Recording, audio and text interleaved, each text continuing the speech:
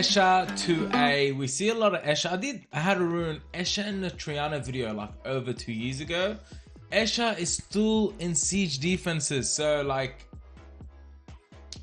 mine are skilled up. Okay, mine, well, one of them is mine. One of mine is skilled up. I think two of my Vigors were skilled up. Okay, Eshir 2A Eshir.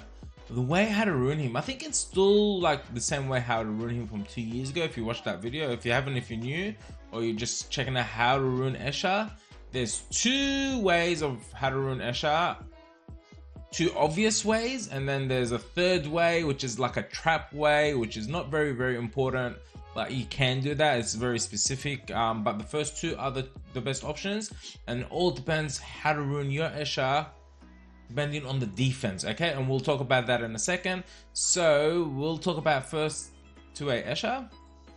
Okay, boom, 2A Eshir, 115 base speed, beautiful unit, and let's see what his kit does. Skill 1, attacks the enemy with the claws and disturbs the enemy HP recovery for 1 turn. Wait, attacks the enemy with claws. Okay, with claws. I thought with claws. Yeah, I thought it meant like both of his hands, but like it's just a claw or claws, a couple of claws. Yeah, and disturbs the enemy's HP recovery for 1 turn. It is only 1 turn, but it is useful sometimes. It's not a bad skill. It's actually a decent skill for skill 1. Skill 2 recovers the HP of all allies by 20%, which is really good, and attack bar by 15%. Okay, and attack speed for 2 turns. Okay, so AoE heal, AoE attack bar increase of 15%, and 2 turn speed buff, which is actually very good, and that is only skill 2. Okay, and then with skill ups it goes to recovery of another 20%, so 40%, which is not bad. And then skill 3 attacks violently attacks the enemy 4 times to inflict damage proportionated to your max HP, and removes a beneficial effect with each attack. If successfully removed, beneficial effects, the damage inflicted by the remaining attacks will be increased by 20%, and the cooldown time will reset if the enemy dies. So if he kills someone with this skill 3 does not go into cooldown. It is a 3-turn cooldown. Attacks 4 times each hit can strip. So if you have a shield, a wheel, an attack buff, and a speed buff, and you get very lucky, he can strip all those 4 from 1 unit. And this is a 4-star unit. That's why it's very popular in Siege, and it has a very high base speed, and also additional damage to 4 hits. And like, he's a HP build and a speed build, so you can get additional damage to speed and HP for artifacts. Makes him a great unit. So there's 2 ways to build him, and then the most obvious one is your fastest Swift set.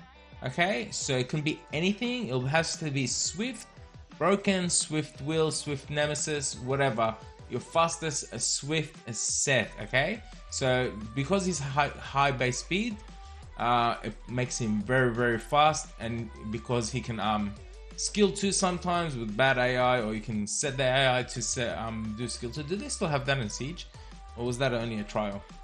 But anyways, skill 2, he can attack bar increase. Everyone gets a 15% attack bar increase and a speed buff, so it makes it easier for your units to follow up, or yeah. And then the second best build is, I think probably Violent would be better than Swift, because he has such a high base speed. You can put him on your best Violent set, and it makes him very fast. Okay, he can skill 2 into skill 3, so he'll attack by increase and then strip someone, and then something else defense breaks, and then follows up and kills. Okay, so the most important things for this unit is speed and HP. Very important. Okay, so this one is a Violent build, this one is a Swift build. Okay, and now let me tell you how you want to do this for Siege. Okay, so the way you want to do this for Siege, spoiler, no, that was G1 Siege. There's no video for that, by the way. So like, for example, right here, right, you got Eshir with a high base speed and Cichlid with a very high base speed as well, right? So if you have your Eshir on Violent, you probably want to have a Swift Cichlid, and obviously you're gonna have MIHYANG here, Carcano here, anything with the speed lead. And you want the opposites, and what makes it so good is because a lot of people can build multiple of these. They can build multiple of this, and then you just don't know who you're fighting. Are you fighting a swift Eshir or a violent Eshir? Most people will have one of each. They'll have a swift one and a violent one. It'll be the same defense. MIHYANG Cichlid Eshir, MIHYANG Cichlid Eshir. One Cichlid's on swift, one Cichlid's on violent, and then the other Eshir is the opposite of what the Cichlid is. So if the Cichlid's on violent, Eshir is on swift, and if the Eshir is on violent and the Cichlid's on swift. For example, here with the Lumi, you're going to have a swift Lumi and a violent Eshir, or a swift Eshir and a violent Lumi. So that's what confuses people. Here, most likely you want a speed swift Eshir, and then Faith speed tune to his buff. So again, the most important substats you need for an Eshir is not crit rate, it's not crit damage, it's not resistance, maybe some accuracy, but that skill hits 4 times, so accuracy is not very important. You want HP, you want speed. That is it. You want speed, HP, and then speed subs and HP subs. Okay, that's what you want on your runes. Again, guys, I know my runes might be better than some, or the people have better runes than me while you're watching this video, but like your rune quality puts you at the level of Siege or Guild War you're playing at. So just because mine is 330 doesn't mean yours has to be 330 to be good. It means if you have a 300 speed Eshir and you're playing G2 Siege as an example, it's perfectly enough good for you. So yeah, and then this one is this one is a trap one. Sometimes there is people that do build trap defenses, and it's not always like with MIHYANG and Cichlid, and it's just like, hey, come Lucian this, you can outspeed her because they don't have a speed lead, right? Maybe a Harmonia lead or whatever, right?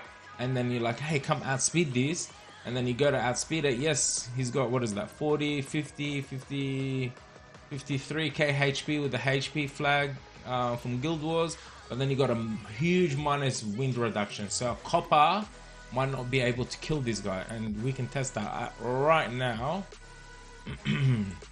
Is that the triple HP one? That is the triple HP one, right? So Copper might not be able to beat that guy, you know? So who has my Swift? Where's my Copper? Where is my Copper? I need something like... no, I'm not gonna ruin it. You know, like a Copper can't kill it because it has minus 20 wind. He's got like 60, 50k HP. So those are trap defenses, and it's a nemesis, and it triggers nemesis. That's more complicated, like that's more end game. You do want Swift on your best set because it's going to take that first turn, followed by a violent Lumi, a violent Cichlid, or you want that a violent Eshir with a swift Cichlid, or a, you know, a speed tuning comp with a MIHYANG following up after the violent one or the swift one. And yeah, speed and HP, no crit rate, no crit damage, no resistance. Obviously he's built on HP and speed, some defense, you know, some attack because he does some damage on his skill 3, but mainly speed and HP. That is how you rune Eshir, that's how you use Eshir, and it's just because you have so many different options of using him. That's why he's very, very popular, and he was popular 2-3 years ago when he came out as a 2A, and he continues to be so. And yeah, that is it for this video. Write down in the comments what monster how to rune you want to see next. I know a lot of you have a lot of LDs, but they're specific LDs, and every person has a specific LD, and I don't have those LDs, so I can't tell you how to ruin her tie and stuff like that. So we want to stick to common things that we use. Yeah, that's it. I hope you like this video. Share it with your friends. Subscribe if you haven't. Thanks for watching. Yalla bye.